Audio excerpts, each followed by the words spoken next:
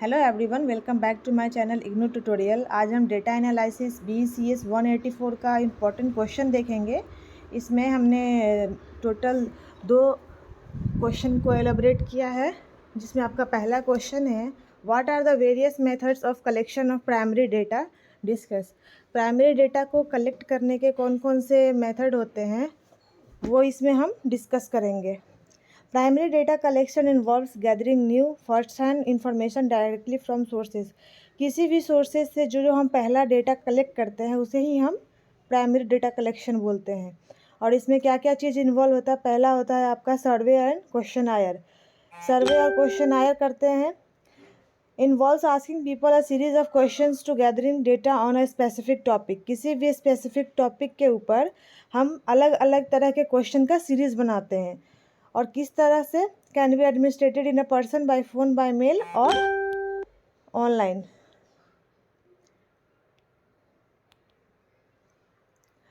किस तरह से? किसी पर्सन के द्वारा या फ़ोन के द्वारा या मेल के द्वारा या ऑनलाइन।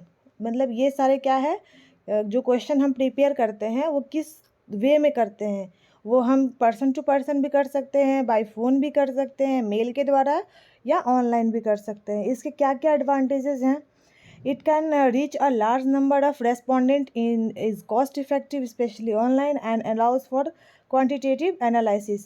ये क्या है? मतलब इसमें हमें जो सामने वाले से हम क्वेश्चन पूछेंगे उसमें रिस्पॉन्स ज़्यादा मिलेगा और ये कॉस्ट इफेक्टिव भी है। ज़्यादातर अगर हम ऑनलाइन किसी को भेजते हैं तो हमें वहाँ जाने के लिए जो ट्रांसपोर्टेशन खर्च लगेगा वो भी नहीं होगा, या पर्सन टू पर्सन हम अगर जाके मिलते हैं तो टाइम भी बचेगा। तो ये क्या है? कॉस्ट इफेक्टिव है। इसके डिसएडवांटेजेस क्या हैं? It may lead to biased responses due to misunderstanding questions और लैक ऑफ इंटरेस्ट। इसमें क्या है, अगर हम ऑनलाइन पूछते हैं किसी से क्वेश्चन तो हो सकता है कि वो बिना सोचे समझे क्वेश्चन को उसका जवाब दे दे, तो मिसअंडरस्टैंडिंग क्रिएट होगा और जो हमें रिस्पॉन्स मिलेगा वो उतना प्रॉपर नहीं मिल पाएगा और लोग अपना इंटरेस्ट भी हो सकता है नहीं दिखाए, बिना देखे ही किसी पे भी टिक कर दिया और रिस्पॉन्स डाल दिया। The second method is interviews. It a direct one-on-one conversation between an interviewer and a respondent। Respondent और इंटरव्यूअर के बीच में जब डायरेक्ट कन्वर्सेशन होता है, वन ऑन वन, सामने सामने, उसको हम इंटरव्यूज़ बोलते हैं। और किस तरह से किया जाता है ये? Structured, semi structured and unstructured. Structured में क्या होता है, क्वेश्चन फिक्स किए रहते हैं कि हमें ये क्वेश्चन पूछना है। सेमी स्ट्रक्चर्ड में क्या होता है, क्वेश्चन फिक्स्ड नहीं रहता है। और अनस्ट्रक्चर्ड में ज़्यादा बातें होती है, कुछ भी सवाल पूछो वो प्रिपेयर नहीं किया रहता है। इसका एडवांटेजेस क्या है? It provides in depth insights, allows for flexibility and can explore respondent emotions and reasoning. इसमें अगर हम इन डेप्थ कुछ भी पूछना चाहें तो पूछ सकते हैं। इसमें फ्लेक्सिबिलिटी की भी अलाउंस होती है, जैसे अगर सामने वाले से हम सवाल पूछ रहे हैं वो किस तरह से जवाब दे रहा है, हम आइज़ टू आइज़ उसे देख सकते हैं। और जो रिस्पोंडेंट है वो एक्सप्लोर कर सकता है अपनी अलग तरह से आंसर्स को देने के लिए, अपनी इमोशंस को दिखा सकता है। इसके डिसएडवांटेजेस ये है कि ये बहुत टाइम कंज्यूमिंग होता है, कॉस्टली होता है। और जो इंटरव्यूअर है, जैसे मान लीजिए कि मैं किसी को बुला रही हूँ इंटरव्यू लेने के लिए, मैं बायस्ड हो सकती हूँ, उससे ऐसा सवाल पूछूंगी जो वो अच्छे से आंसर नहीं कर पाए। The third one is observation. It is collecting data by observing subjects in their natural environment without interference। इसमें क्या होता है, किसी चीज़ को ऑब्जर्व करके हम डेटा कलेक्ट करते हैं। किसी एरिया में गए और वहाँ पे अलग अलग चीज़ों को ऑब्जर्व किया कि यहाँ पे कैसा घर बना हुआ है, वो मिट्टी का है, कच्चा है, पक्का है, या वो फुल्ली छत किया हुआ है कि नहीं, एल्वेस्टर का है, या मतलब ये सभी चीज़ें ऑब्जर्व करके हम पता लगाएंगे नेचुरल तरीके से। It can B participant observation और नॉन पार्टिसिपेंट ऑब्जर्वेबल डिस्टेंस।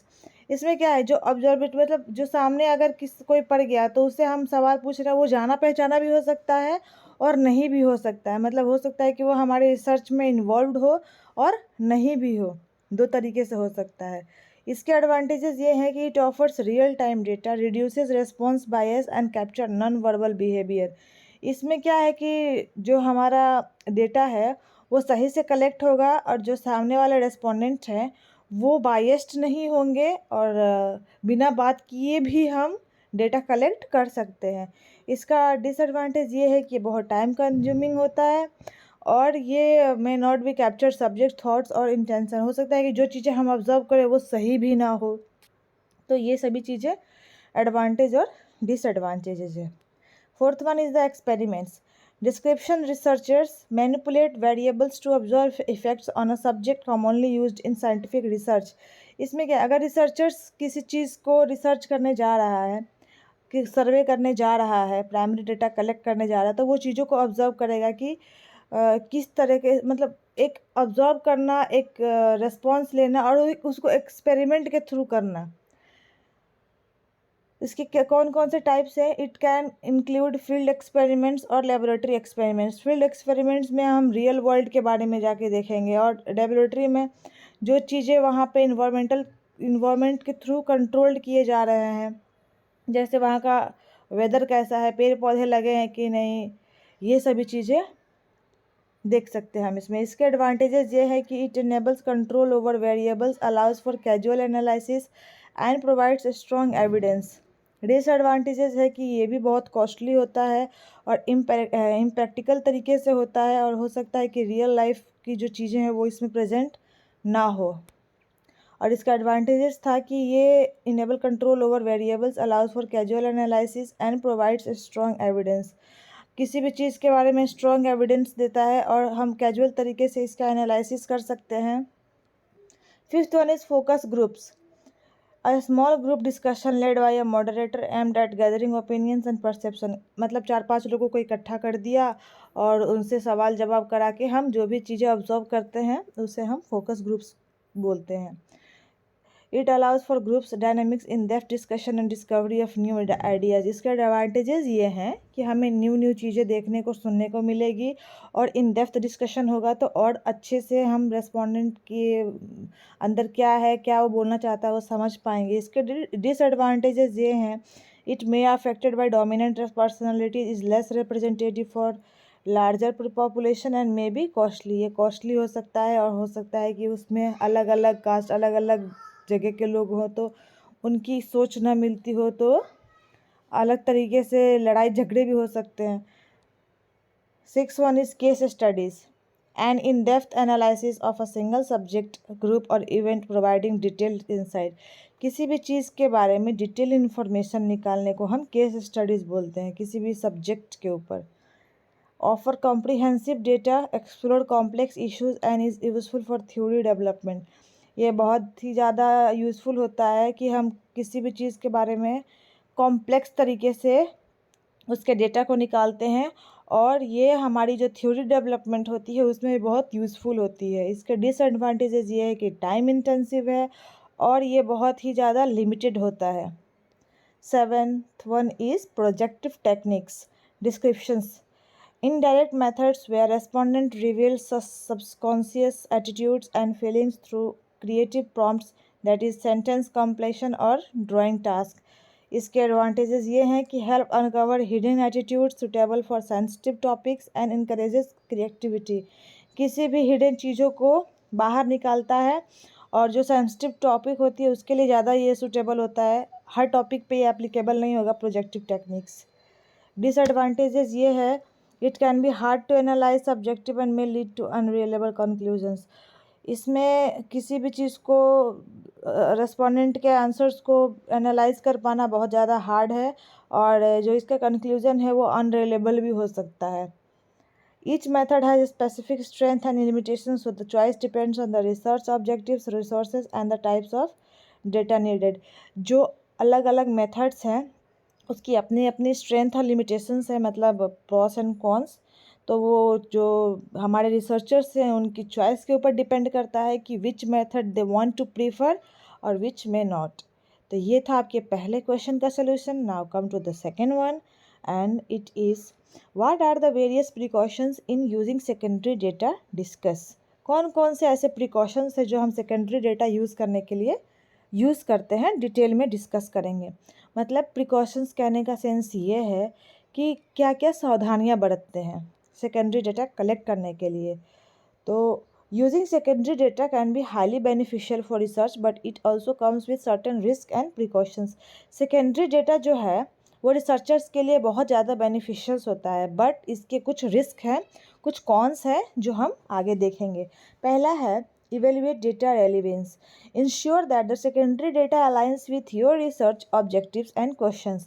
हमें इस चीज़ को इंश्योर करना है, समझना है कि जो सेकेंडरी डेटा है वो हमारे रिसर्च के मुताबिक किस तरह से सूट करता है। Check if the data variables directly address the topic और इफ़ देयर आर गैप्स। जो हमारा टॉपिक है वो डायरेक्ट एड्रेस करता है, डायरेक्टली अगर हम किसी को बताते हैं तो वो समझ पाता है या उसे दूसरे तरीके से समझाना पड़ेगा। Second is the assesses data quality.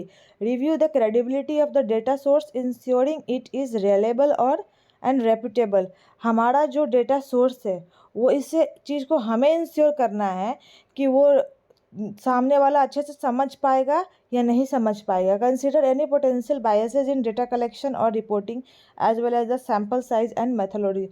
हमारा सैम्पल साइज़ कैसा है, उसके मेथड्स कैसे हैं, इस चीज़ों को भी कंसीडर करना बहुत ज़रूरी है। ये डेटा की क्वालिटी को बताता है।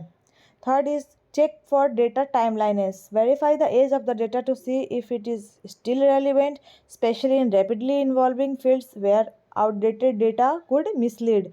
इस चीज़ को भी हमें देखना है कि ज़्यादा लंबा और लेंदी तो नहीं है हमारा डेटा, और उसकी टाइमलाइनेस को भी चेक करना है, स्पेशली जब हम किसी फील्ड के सर्वे पे जाते हैं तब।